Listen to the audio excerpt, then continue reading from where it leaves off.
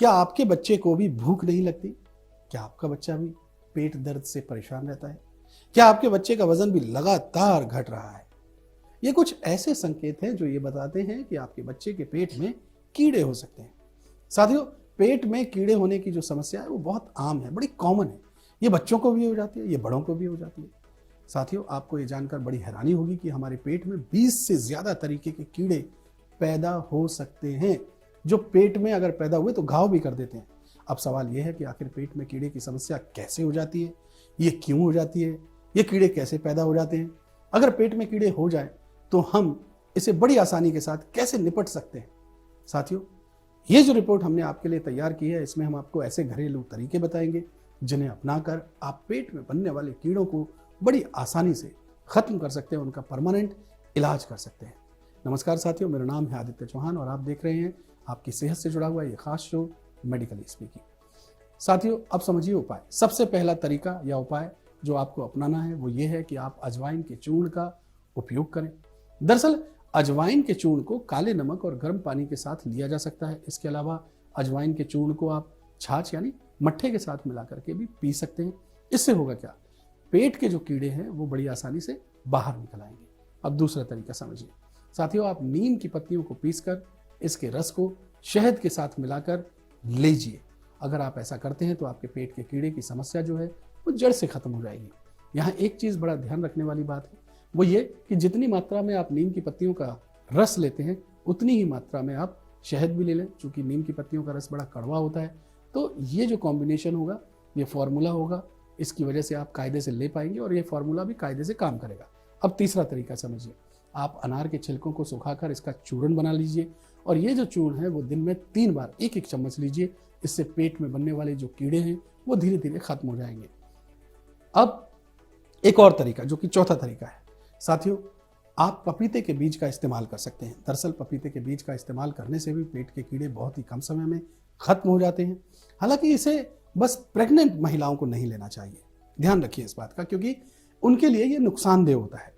बाकी कोई भी इंसान इसका इस्तेमाल कर सकता है। पांचवा तरीका समझिए। आप लहसुन की जो कच्ची कली होती है उनको पीसिए और उनके साथ गुड़ मिक्स कीजिए और फिर उनका सेवन कीजिए।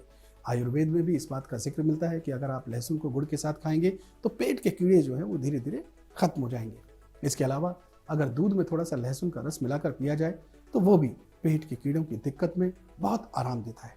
साथियों, एक और छठा उपाय है, वो है अंजीर से जुड़ा हुआ। आप सूखे अंजीर को एक जार में भरकर उसमें ऑलिव ऑयल मिक्स कर दीजिए। अब जार को बंद करके आप कम से कम 1 महीने तक ऐसी जगह रख दीजिए जहां पर धूप ना पड़े।